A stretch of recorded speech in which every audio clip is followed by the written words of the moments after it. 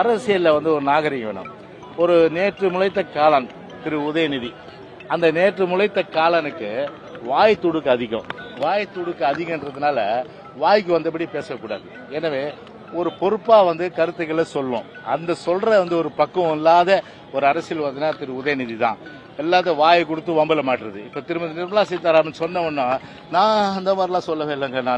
நான் வந்து ஒன்றிய அரசு தாராளமா நிதி கொடுக்குறேன்னு தான் சொன்னேன்ட்டு ஏன் வந்து சொல்லிட்டு வாங்கி கிடைக்கிறீங்க? இதே தான் நாங்க முன்னாடி அவர் திருமதி நிர்மலா சீதாராமன் சொல்றதுக்கு முன்னாடி எங்க அனைத்து இந்திய அண்ணா திராவிட முன்னேற்ற கருத்தை நாங்க சொன்னோம். ஏன் இதே வந்து நான் உங்க அப்பன்னு கூட சொல்ல, உங்க அப்பா வீட்டு சொத்தா, உங்க அப்பா வீட்டு சொத்தா இல்ல உங்க தாத்தா வீட்டு சொத்தா? திரு கருணாநிதிக்கு வந்து பேனா செலவு வைக்கிறேன்றீங்க. அதே போல 42 கோடி ரூபாய் அந்த இது ஃபார்முலா 2 ரேஸு, அந்த கார் பந்தயம், அந்த கார் பந்தயத்துக்கு வந்து கிட்டத்தட்ட அவ்வளவு செலவு பண்ணி இப்போ வந்து அது வந்து தள்ளி வச்சாச்சு.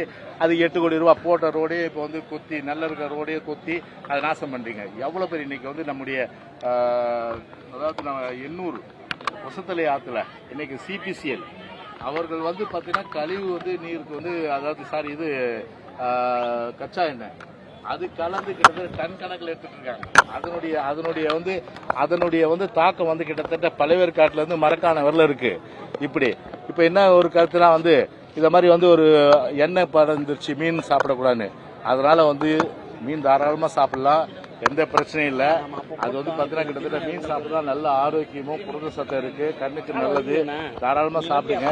இது ஒரு கருத்து சோசியல் மீடியால தவறா வந்து பரப்பப்படுது, அது உண்மையல்ல. எனவே வந்து தாராளமா மீன் சாப்பிடுங்க, அது எந்த பிரச்சனையும் இல்லை. ஒரு பக்கம் அதே போல அங்க வந்து இன்னைக்கு அந்த ஒரு 8 கிராமத்துக்கு மட்டும் கிட்டத்தட்ட வந்து அவங்க எதிர்பார்த்தது என்ன, ஒரு போட் 2 லட்சம். அந்த 2 லட்சத்துக்கு முழுமையாக யூஸ் பண்ண முடியாது. அது வந்து ஃபுல் டேமேஜ் எது இருக்கு அதுக்கு 2 லட்சம் கொடுத்துட்டு போங்க, பார்ஷியல் டேமேஜ் இருக்கு 1 லட்சம் கொடுத்துட்டு போங்க. போட்டுக்கு வந்து கிட்டத்தட்ட 10,000 ரூபாய், வலைக்கு எவ்வளவு கொடுக்குறாங்க, குடும்பத்துக்கு எவ்வளவு கொடுக்குறாங்க, 12,000 ரூபாய். அப்போ எப்படி இது கட்டுப்படி ஆகும்? வலையை பொறுத்தவரையில கிட்டத்தட்ட 5 லட்சம் 7 லட்சம் வலை. அந்த வலை எது ஃபுல் டேமேஜ் ஆனால் 7 லட்சம் கொடுத்துட்டு போங்க, 5 லட்சம் கொடுத்துட்டு போங்க, போட் டேமேஜ் ஆனால் கொடுத்துட்டு போங்க. ஸோ அந்த நிவாரணம் வந்து அறிவித்தது போதாது. அதுவும் பார்த்தீங்கன்னா எல்லாருக்கும் கொடுக்கல. அதனால இன்னைக்கு வந்து மீனூர்ல இறங்கி போராட்டு இருக்காங்க. அதனால படகுக்கு 2 லட்சம் ரூபாயும், அதே போல வலைகளுக்கு அது கிட்டத்தட்ட 7 லட்சம் வலை உள்ள ஒரு 5 லட்சம் ரூபாய் கொடுத்தா தான் கண்டிப்பா அவர்கள் வந்து வாழ்வாதாரம் மேம்படுற வகையில் திருப்பி அவங்க தொழில் போக முடியும். அதனால அந்த தொழில் போக முடியாத நிலைக்கு இன்னைக்கு இந்த விடியாத அரசு தள்ளிட்டு இன்னைக்கு அதுவும் இல்லாம கிட்டத்தட்ட சிபிசிஎல் அரசு வந்து கொடுத்திருக்கு. ஆனா சிபிசிஎல் ஏன் வந்து அரசு வந்து நிர்பந்தப்படுத்தி இன்னைக்கு கொடுக்கல? இன்னைக்கு சிபிசிஎல்லோட இன்னைக்கு வந்து அண்டர்ஸ்டாண்டிங் அந்த அரசாங்கத்துக்கு புரிந்துணர்வா சிபிசிஎல்லோட.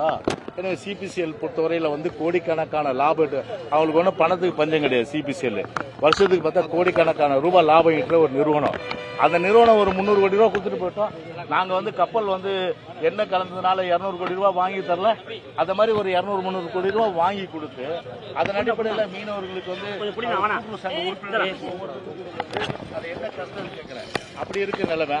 அதுக்கு வந்து இந்த அமௌண்ட், இந்த பணத்தை கொடுக்கறதுக்கு, இந்த பணத்தை வாங்கி கொடுக்கறதுக்கு எந்த வக்கு இந்த அரசாங்கத்துக்கு கிடையாது. இன்னொன்னு என்னன்னா, இவ்வளவு பேசுற உதயநிதி ஸ்டாலின் அவங்க அப்பாவை வந்து ஒரு கேள்வி கேளுங்க, இல்ல மறைந்த அவங்க தாத்தாவை வந்து போயிட்டு அவருடைய நினைவிடத்துக்கு வந்து கேளுங்க. ஏன் தாத்தா நீங்க வந்து சென்ட்ரல் மினிஸ்டர்ல, சென்ட்ரல்ல 2007 இருந்து 2013ஆம் ஆண்டு காலகட்டத்தில் இருங்க, 2013ஆம் ஆண்டு காலகட்டத்து வரையில மத்தியில் நம்ம தானே அமைச்சராக இருந்தோம். நான் உங்க தாத்தாவுடைய ஆதரவோட தானே அன்னைக்கு வந்து சென்ட்ரல்ல வந்து மினிஸ்டர் வந்து அன்னைக்கு இருந்துட்டு இருந்தாங்க. ஏன் வந்து தமிழ்நாட்டுக்கு சேர வேண்டிய 13,000 கோடி ரூபாய் நீங்க வாங்கி தரல? அந்த 13,000 கோடி வாங்கி கொடுத்துருந்தா தாத்தா இப்ப கஷ்டமே இருந்திருக்கா தாத்தான்னு சொல்லி அவருடைய நினைவிடத்துல போயிட்டு உதயநிதி போய் கேட்கலாமே. இப்ப இருக்க அவங்க அப்பா கூட கேட்கலாமே, ஏப்பா இந்த மாதிரி வந்து தாத்தா கிட்ட நீங்க சொல்லி அன்னைக்கு வாங்கி தரல, அதனால தாத்தாவும் தப்பு பண்ணிட்டீங்க, அப்பாவும் தப்பு பண்ணிட்டீங்க, இன்னைக்கு நான் மாட்டின் முடிக்கிறேன்னு சொல்லிட்டு இன்னைக்கு இந்த பக்குவம் இல்லாத அரசியல்வாதி இன்னைக்கு மாட்டின் முடிக்கிறார். இன்னைக்கு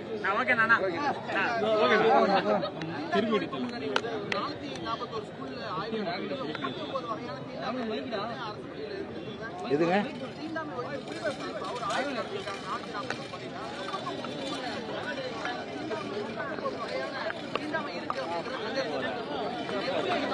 இல்ல, இது வந்து ஆக்சுவலா அரசை பொறுத்தவரையில ஒரு அரசை பொறுத்தவரையில இது கடுமையாக வந்து இது வந்து நடவடிக்கை எடுக்குது. ஏன்னா இது வந்து அன்டச்சபிலிட்டி வந்து யாரும் ஏற்றுக்க முடியாது. அதுவும் அது வளர்ந்து விட்ட இந்த ஜனநாயக நாட்டில் அது வந்து இன்னைக்கு வந்து ஒரு பக்குவப்பட்ட ஒரு ஒரு சமூகத்தில் இந்த மாதிரி இன்னும் ஆதி காலம் தொட்டு இருக்கிறது உறுதியாக வந்து அதை வந்து ஒழிக்கப்படணும்.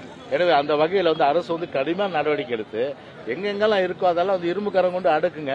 ஆனால் இந்த அரசு வேடிக்கை பார்க்குது. இப்போ பார்த்தீங்கன்னா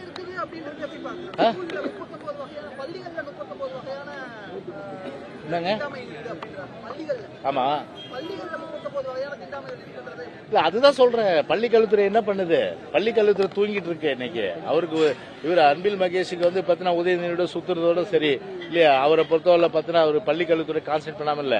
பள்ளி கல்வித்துறை ஒட்டுமொத்த முரண்பாடுனுடைய ஒரு துறைனா அது பள்ளி கல்வித்துறை. நேற்று ஒரு ஆர்டர் போடுவாங்க, இன்னைக்கு ஒரு ஆர்டர் போடுவாங்க, நாளைக்கு ஒரு ஆர்டர் போடுவாங்க, அப்புறம் திடீர்னு பார்த்தா 3 ஆர்டர் கேன்சல் பண்ணுவாங்க.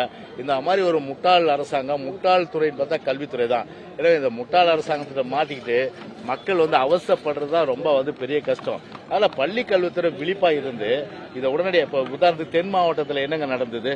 தென் மாவட்டத்தில் ஒரு கிராமத்தில் வந்து ஒரு வீட்டில் தம்பியும் அக்காவும் போட்டு வீடு பூந்து வெட்டினாங்க இல்லையா? இதை மாதிரி வந்து இதெல்லாம் வந்து ஆரம்ப கட்டமே இதெல்லாம் வந்து கண்டறிந்து உடனடியாக வந்து அது மாதிரி அதை வந்து ஒரு சமூகம் ஏற்றுக்கொள்ளாத ஒரு செயலை அபினிஷம், அதாவது ஆரம்ப கட்டத்தில் தடுத்து நிறுத்தணும். அதுக்கு சட்டப்படி நடவடிக்கை எடுத்து இந்த மாதிரி பண்ணா இந்த தண்டனை தான், அதனால அப்படி சொல்லி ஒரு பயத்தை உருவாக்கணும். ஆனா அந்த மாதிரி இல்லாம இன்னைக்கு இந்த அரசு மெத்தனை போக்கால கண்டிப்பா நீங்க சொல்ற மாதிரி ஒரு பிஞ்சு மனசுலயே இந்த மாதிரி விதைகள் விதைச்சா அது ஆட்டோமேட்டிக்கா அது என்ன ஆகும், பெரிய அளவுக்கு வரும்போது இந்த மாதிரி மாறுபாடுகள் இந்த சமூக கேடுகள்லாம் நிச்சயமா உருவாகும். எனவே அதை தடுக்க வேண்டிய பொறுப்பு அரசாங்கத்திட்ட இந்த விடியாத அரசு அதெல்லாம் கான்சென்ட்ரேட் பண்ற மாதிரி தெரியல. ஓகே, அப்புறம் தம்பி இன்னொரு விஷயம்,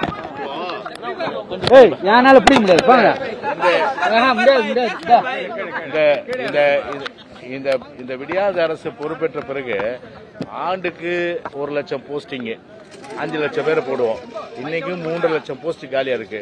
டிஎன்பிசியில பாத்தீங்கன்னா அந்த தேர்வுகள் எதிர்பார்க்கிறத விட குறைவுதான். பாத்தீங்கன்னா கிட்டத்தட்ட வேகன்சி அவ்வளவு இருக்கு. ஆனா கிட்டத்தட்ட 2000, 3000, 4000 இப்படி வந்து சொற்ப அளவு தான் இன்னைக்கு வந்து அந்த வேகன்சி வந்து ஃபில்அப் பண்ணப்படுது. அதுல 1 லட்சம் பேர் ஃபில்அப் பண்றீங்களே, அது 5 லட்சம் பேர் போட்டு விடுங்க. அது என்ன கஷ்டம்? தேர்தல் வாக்குறுதி மட்டும் கொடுத்தீங்களே. இப்போ வந்து இப்போ புதிய வகை கொரோனா, அதாவது JN1 இது ஸ்ப்ரெட் ஆயிட்டு இருக்கு இப்போ இந்தியா ஃபுல்லா.